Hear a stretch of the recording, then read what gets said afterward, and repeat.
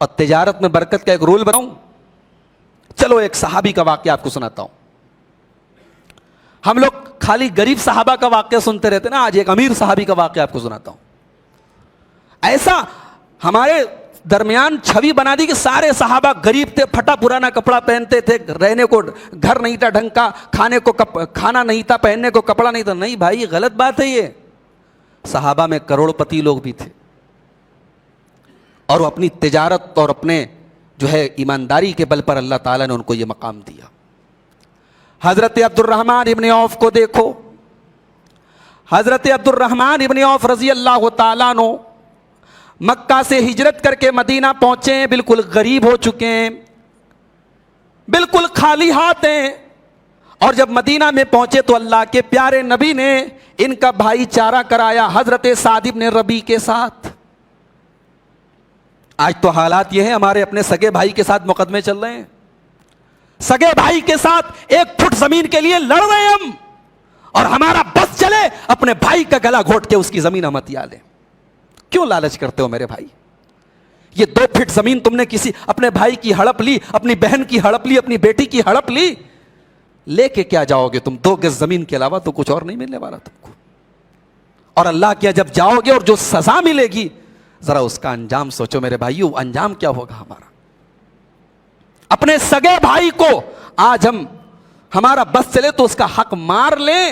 لیکن صحابہ کو دیکھو, مکہ کے مہاجر ہیں, مدینہ پہنچے ہیں, مدینہ کے انصاریوں کو اللہ کے نبی نے بھائی بنا دیا کہ یہ مہاجر یہ فلاں انصاری کا بھائی, یہ مہاجر یہ فلاں انصاری کا بھائی. نبی نے نام لے لے کر کے بھائی چارہ کرا دیا, اور انصاری صحابہ نے اپنے دل کے دروازے کھول دیے, اپنے گھروں کے دروازے کھول دیے, اور کہا کہ ہماری جو بھی پراپرٹی ہے, جو بھی مال ہے, ہم اپنے بھائی کو آدھا دینے کے لیے تیار ہیں. حضرت عبد الرحمن کا بھائی چارہ کرایا اللہ کے نبی نے حضرت سعد ابن ربیع کے ساتھ. حضرت سعد ابن ربیع بڑے پیسے والے تھے. بخاری کی روایت پڑھ رہا ہوں آپ کے سامنے. حضرت سعد ابن ربیع نے حضرت عبد الرحمن ابن عوف سے کہا کہ اے میرے بھائی, میں تمام انصاریوں میں سب سے زیادہ پیسے والا ہوں, آؤ میں اپنے مال کو ڈیوائیڈ کر دیتا ہوں, آدھا تم لے لو, آدھا میں لے لیتا ہوں. اور میری کئی بیویاں ہیں, فانظر ای زوجتی, تم دیکھ لو میری کون سی بیوی تم کو پسند آتی ہے, میں طلاق دے دوں گا, اور عدت گزرنے کے بعد تم نکاح کر لینا. ہماری مائیں بہنیں اگر سن رہی ہوں تو برا نہ مانے کہ یہ کون سا طریقہ ہے کہ اپنی بیوی کو دوسرے کے نکاح میں دے رہے ہیں. ایثار تھا, قربانی کا جذبہ تھا, پیشکش کر رہے ہیں کہ میں اپنی بیوی کو طلاق دے دیتا ہوں, تم نکاح کر لو. بیوی بھی مل رہی ہے فری میں, پیسہ بھی مل رہا ہے. اب خودداری کا تقاضا یہ ہے کہ نہیں مجھے تمہاری بیوی نہیں چاہیے, مجھے تمہارا پیسہ نہیں چاہیے, میں اپنے بل پہ کچھ بن کے دکھاؤں گا. اور ذلت کا تقاضا یہ ہے کہ جو مل رہا ہے مفت میں, مال مفت دل بے رحم, جو مل رہا ہے مفت میں لے لو. حضرت عبد الرحمن ابن عوف نے خودداری والا راستہ اپنایا. کہا میرے بھائی اللہ تم کو برکت دے, اللہ تیرے مال میں برکت دے, تیرے اہل و عیال میں برکت دے, مجھے آپ کا مال نہیں چاہیے, مجھے آپ کی بیوی سے نکاح نہیں کرنا ہے, میں بزنس کرنا چاہتا ہوں, مجھے مارکیٹ کا پتہ بتاؤ.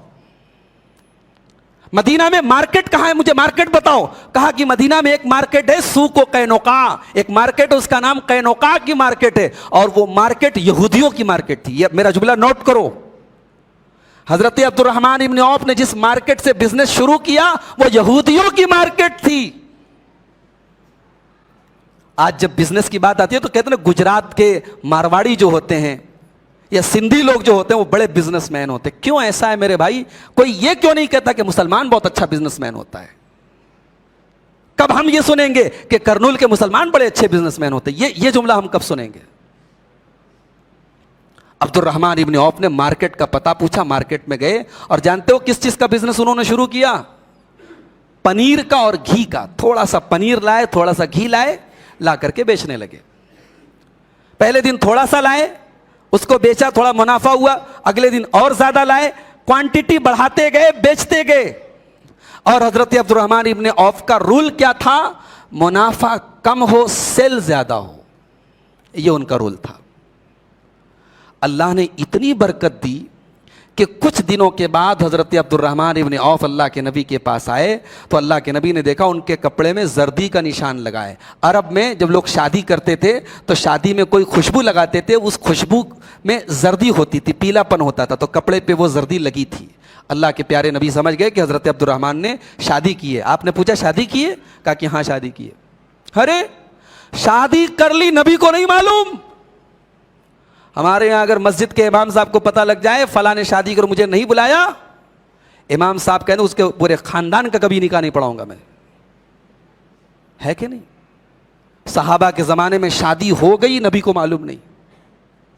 اب آپ لوگ یہ میسج یہاں سے لے کے مت جائیے گا کہ عبدالغفار صاحب کہہ کے کہ مولانا کو بلانے کی ضرورت نہیں ہے.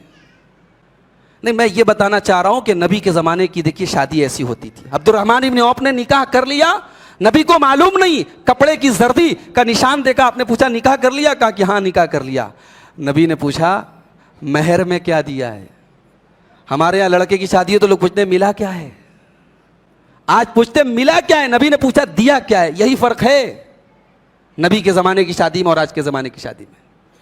کم سکتا, اے عبد الرحمن تم نے مہر میں کیا دیا؟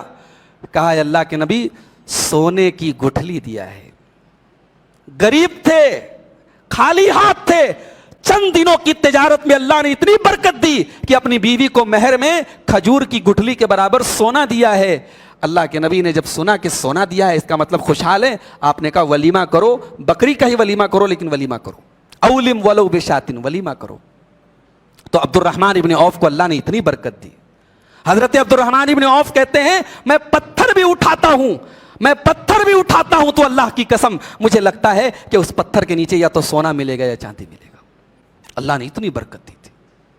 تو تجارت میں برکت ہے میرے بھائی, تجارت کرو, حلال چیزوں کی تجارت کرو. بہت سارے حرام چیزوں کو چھوڑ کر کے باقی سب چیزوں کی تجارت آپ کر سکتے ہیں. تو معاش کا مسئلہ, اپنے ہاتھ سے کام کرو, تجارت کرو.